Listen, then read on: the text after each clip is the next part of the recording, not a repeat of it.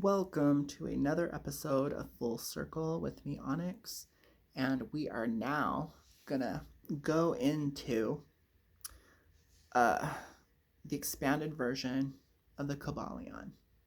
If I was going to write the Kabbalion, I was thinking, what would I say? After my years of knowledge playing with magic and the occult, developing psychic abilities, astral travel, lucid dreaming, summoning angels and demons, channeling, exploring the phenomenal world, the paranormal. Like what do I feel the Kabbalion is missing? What if I was the initiate, what would I be writing? How would I expound maybe upon this? And looking at my own path, I I have all these realizations all the time. And I would say divine guidance at points. Uh, and the other day, what came in for me was purpose. You know, a lot of people are like, what's my purpose? What's my soul's mission? Why am I on earth? There's a lot of new age stuff out there. Um, and what came in for me, like I was at work and I was doing my retail, making sure things looked good, folding clothes and whatever. And it dawns on me. It's like, you know what? Purpose isn't something you find, it's actually a skill you develop. Once you have developed skill, then you can fulfill your purpose. And so, really, is what skills would I like to develop? And through that, now that you can express yourself with the skill, make use of, create with, now you actually have the ability to fulfill the purpose. So it was like putting the cart before the horse. What's my purpose? You're putting the cart before the horse. The reality is you need to gather some skills that you would like, that you would enjoy acquiring. And through that, your purpose can then be channeled through that skill set. So on one level, I feel like I'm a natural born life coach. I love to help people uh, push past limits, limited thinking, limited attitudes, and believe in themselves, because I actually have a strong belief that there are no limits to our potential. And so I find I can fulfill this purpose through the skill of eloquence, through the skill of good conversation, through the skill of deep listening. And I can apply it anywhere and everywhere. I don't need to set it up in an office. I don't need to make a career out of it, but I will always honor and listen to the signal intuitively of what I need to say to this person to redirect them on a more positive trajectory. And the true payment for me is they might actually do something with their life. They might actually remember that moment, and it could be a turning point and change the way they interact with the rest of the world for the rest of their life, you know? And so that is worth more than gold. Because I've had mentors. Key moments in my childhood where maybe a teacher said something. I remember I was in the 3rd grade and I was drawing, and it wasn't anything special. And the teacher told me in a way, he wanted me to, he gave me the project. He was like, I want you to enter the art show and I want you to draw a picture. I was like, okay. I didn't get it. My mind was still not completely formed. And then he brought in my mom and he talked to her. He put the picture on the wall and he told her I was good at art and I was an artist and this had value. Before then, I really didn't understand value and what he was instilling in my mind. was, you have self-worth. I didn't know I had any worth. I didn't know I was worth anything. You know, my mom was a feminist. She doesn't really care about boys. She's always talking about girls and women. She has lots of daughters. And I was always an afterthought. And in her consciousness, I'm still just an afterthought. Like, I don't have value. She doesn't, you know, like the way her brain's wired, I don't exist in her mind, basically. And so what the teacher was doing, in his own brilliance, in his own creative genius, he was saying, you have a son who has potential. So much that I'm asking you to come in and see what he's created. He has value. And that blew my mind. And from that day forth, I developed my ability to draw. You know, at one point I was an artist and I did a lot with my art. And then I backed away from the art world and was like, I don't really do my art for others. I don't really do it. I do it for the joy of drawing. I do it for that spiritual connection I get. You know, that's my way of connecting with something greater than myself. You know, that is my spirituality. And that's just to illustrate that you can fulfill your purpose and change lives for the better just by having some skill. So he was a teacher. So he acquired the skill, which gave him the audience, which gave him the minds to shape. And then he intuitively saw the opportunity and took it. He went from beyond 3D teacher mode, I'm here just to grade papers and babysit you all, to mentor level, through guidance, kingship, you know, the archetype of the king. The crown that you put on your head symbolizes your connection to the divine, to his own intuition, to his own creative genius. Through that eagle vision, he saw there is a kid sitting in class who has no idea of personal value. And maybe I, as the eagle, I, as with this greater vision, you know, he's probably in his 30s, 40s, who knows, through his mature experience of growing up, could see clearly this was an opportunity to shape someone's life. This was a moment in time, and he took it. And it forever changed my life and has been one of those key factors that has allowed me to influence so many people. I influence so many people. It's amazing. Not just through my videos, but through my daily interactions, my thoughts. So, this is applied occultism in its highest form. You know, receiving that creative divine genius and expressing it through you. Moving on. So, that was kind of foundation. It seemed a bit like a tangent, but it actually, I would say, links the other video, Applied Occultism, to this, which we've been trying to get at. Kind of like the extended version of the Kybalion. The Kybalion, written by the three initiates, is a little bit dry, and it's a little bit obvious, and in its plainness is hidden. So, going through my journey of occultism, studying the magical arts, what I put, this would be my list, my principles. And the very first one is void. The void principle. The non-being, the great emptiness. All things come out of non-being, or the empty. And as part of my daily practice and living out in the world, as an integrated occultist, I'm always practicing the void consciousness, blank, empty space, Zen. So in a weird way, Zen, I feel like it's through Zen that I have, is the cornerstone of my craft.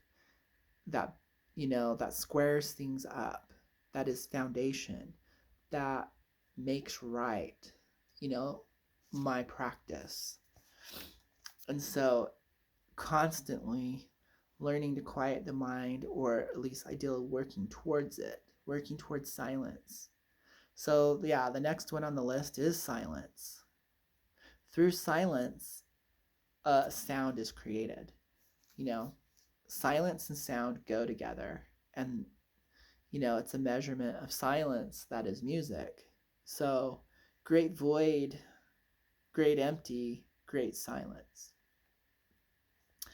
And I actually, at one point, wrote myself a mantra, being my own guru, and it had the ability to alter my consciousness deeply. I need to put that 10th principle on there. Sincerity. 10. Sincerity. All right. Moving on. And we'll probably do more videos on this if someone actually puts a comment in there saying they want me to expound on my 10 principles, my own version of the Kabbalion. Okay. So, silence and the void. These are put at the top because meditation is key to unlocking the mysteries. So if the occultist doesn't know the value of emptiness, an empty mind, a clean slate, if they doesn't understand the power of silence, that which keeps secret, sacred, and pure, they're probably not getting a lot out of their occult practice, nor are the gates to the inner realms open, nor can you channel that energy of mind, psychic power. So that's why void is at top, silence is secondary. Third is, I like to call it crystallization, but you can just call it clarity. And this has a lot to do with purification. There's always filaments, things that aren't pure within the mind, within the emotions, within the body, within the movements, within the space. This constant alchemy process of purifying, rarefying, making solid, crystallizing to create the philosopher's stone or the perfect idea, the exact vision, is essential. And crystallization, clarification starts to actually create magnetism, and it also creates polarity, because polarity and magnetism are two sides of the same coin. As the fibers line up, because they are being clarified, they are all falling into the direction given, north and south, magnetism and polarity, that chain reaction, all happens with the crystallization process. So I put clarity / crystallization as number 3. Stillness is number 4. They say all things are moving and nothing is still. All things is energy, vibrations, vibrating. Yet, through the super black hole, all things are put back into balance. All things come out of nothing. And it also comes out of stillness. So stillness actually might be the principle of principles that motion and life comes out of. So, and stillness could be kind of like a non-achievable, but the fact that you're going towards it is very mystical in its nature. And the journey towards stillness, the journey towards silence, the journey towards emptiness produces the philosopher's stone, the crystallization, the rarefied, purified, unadulterated you, the perfect pattern, the perfect image. It brings you to that state, it turns you into a clear lens. So this has a lot to do with developing the will, the mind. The diamond mind of Buddha is a clear lens that the ray of consciousness can move through. And I could go on and on, but it can become like a magnifying glass, and you can like burn ants. Like your consciousness can become a tool, can be a laser beam, and it's through the cleansing and purification and getting that lens correct, getting that lens clean. So balance is the fifth principle, and balance goes into reason and motive. The most logical thing is beautiful. The most logical thing has balance. And there is no need unless things are out of balance. Your goal is always bringing things to balance, bringing your finances to balance, bringing your relationships to balance, bringing your body into balance for health and well-being. We may not be able to cure everything, but we can make them tolerable by adjusting the scales, bringing them back into balance. So it's almost like life itself is a condition brought forth for the need of universal balance.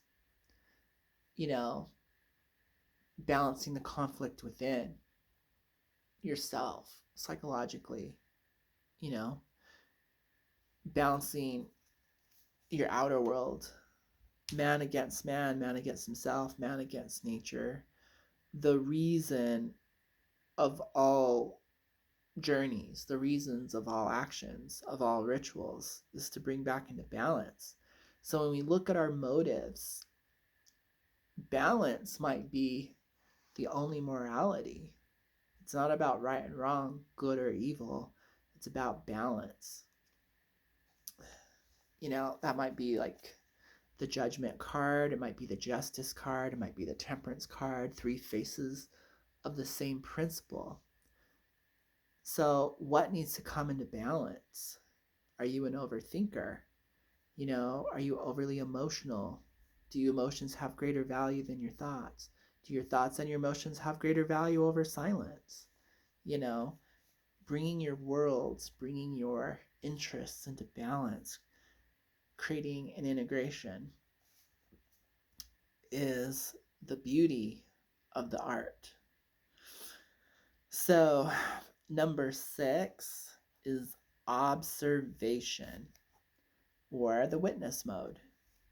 In a weird way, it's number 1, but it falls at number 6 because the way I do things is a build-up. You can't, so it's like the 5 principles before it were keys to help you understand pure being and being in witness mode and the power of observation or being in witness. And when you are in witness, you fall into beingness. So once again, there's these Zen principles going on, but they're also very scientific. It's a scientist looking through the microscope, through the telescope. It's the scientist, there with the satellite readings, analyzing, looking at. Without something looking, observing, the thing doesn't exist. Through observation, it becomes the stimulating principle of life. So, very interesting. So you could literally say it's the God principle, or that which is the great animator. So pure being, the great animator of all things. But it's also the birth of vision. So vision extends beyond sight and seeing, but it is also the creating faculty.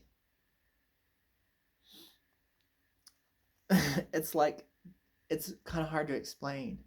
What you are seeing is seeing you. you are experiencing your own vision. uh, but you have a vision, you have a goal you want to create, and you go about your ways, your very practical ways. It might just be working 8 hours and taking part of that paycheck and buying the thing that you want. That's a very practical ritual. Or it might be more abstract. It might be waving around a wand in a circle with a cup of water on a full moon. That might be the way, through abstract means of manipulation, uh, to achieve the vision. And so no operation can happen with no vision. You can't truly get a card reading unless you have an agenda. And that agenda is still based on a vision, a hope, a desire, an aspiration, and it looks like something. There's a plan in your mind. It is birthed before it even registers as the vision, as the painting. You were motivated, you were moved, some type of intuitive impulse hit you, you know, Ace of Swords, some euphoric moment, like you got the download, it just hasn't registered into your brain yet. It goes through a formulation and an image is produced, an idea. Idea and image are two sides of the same coin. And then it goes about through the creative process towards manifestation. And the artist, you can step back.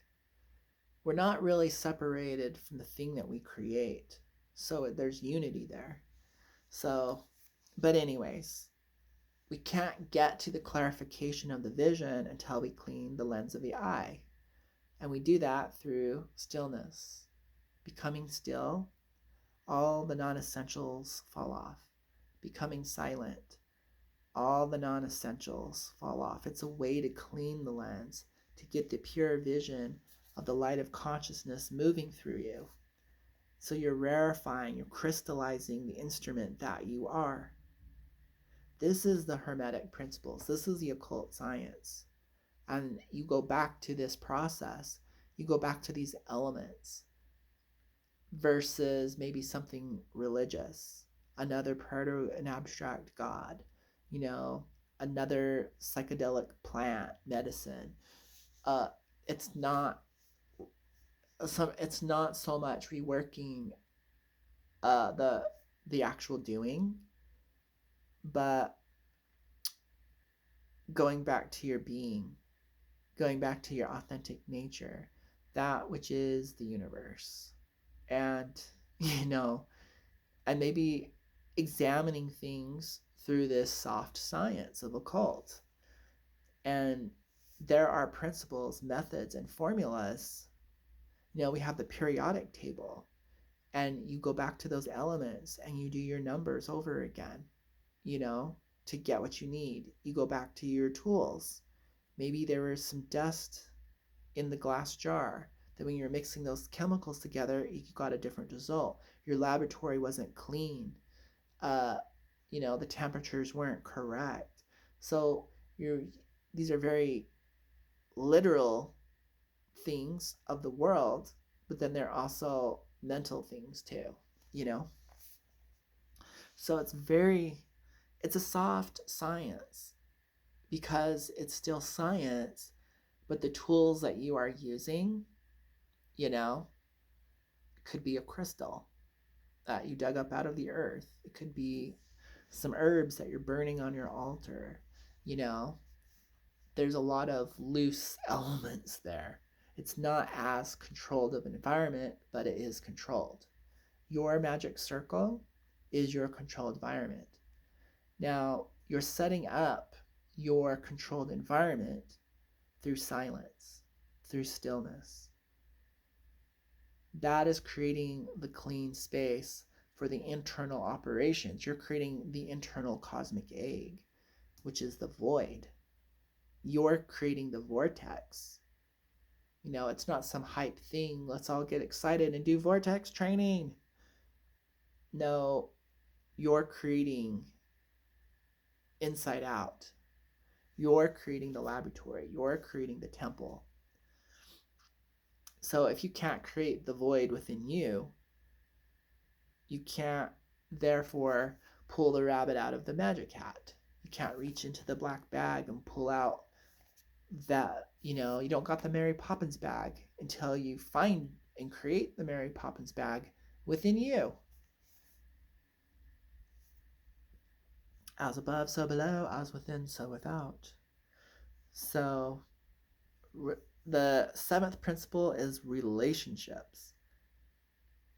The observer and the thing observed is not separated. And the whole reason for the operations is because things were out of balance. Therefore, it is up to you to put them back into balance. So there is responsibility, but we stumble across that all things are connected. And, especially when you go about the art of manipulation, all things are connected. This goes into gender, correspondence, pattern, and I think it's better understood through relationships, a this and a that, through measurement. We can understand relationships and our relation to those relationships. So relationships actually covers a lot of things. We want to connect to our experience. This is the art of manifestation. And things have a connection. All things red have a tendency to have more iron in them, tend to relate to the blood, so we get natural correspondence, which goes into fractals, which goes into the holographic nature of reality, which goes into understanding patterns. And so rhythm, repetition, vibration, patterns all go into relationships. So a lot of the things that were discussed in energy in the Kabbalion all fall under the term of relationships, how I'm relating to these things. The operator is in relationship to the thing operated on. There is no distance. How you manipulate yourself ends up manipulating the world. The as above, so below, as within, so without really applies under the principle of relationships. And now, because we relate to things and we measure them, we now understand distance, time. We fall on the eighth principle of cycles, which rhythm, pattern, repetition, vibration, duality, gender, polarity, frequency, all falls under the element of cycles. I think it's far more understood as cycles, patterns, rhythms. So all things fit within the pattern, which is the art of the ritual. Fibonacci sequence, the flower of life, the golden rectangle, all these type of things, the sacred geometry, the platonic solids. Our world is built up of geometry. So that was a lot in there. And then we get into, with rhythm, we get into repetition. We get into ritual, the reenactment of the thing that we want, or however it is. All things is a ritual, whether it's mundane or abstract. 9, which is one of the most crucial ones that seems to be missing, is medium. All these things happen. Medium helps you understand densities, helps you understand planes. In magic, there's planes of existence, and through the planes of causality, things materialize. Things materialize and dematerialize, known as the ethers, And so, but the mediums also is earth, air, fire, and water. It's through the mediums of the mundane, fire, air, earth, and water, that our physical body is made. And we still have to move through these mediums to gesticulate, to move, to operate, to pick up objects and do things, work.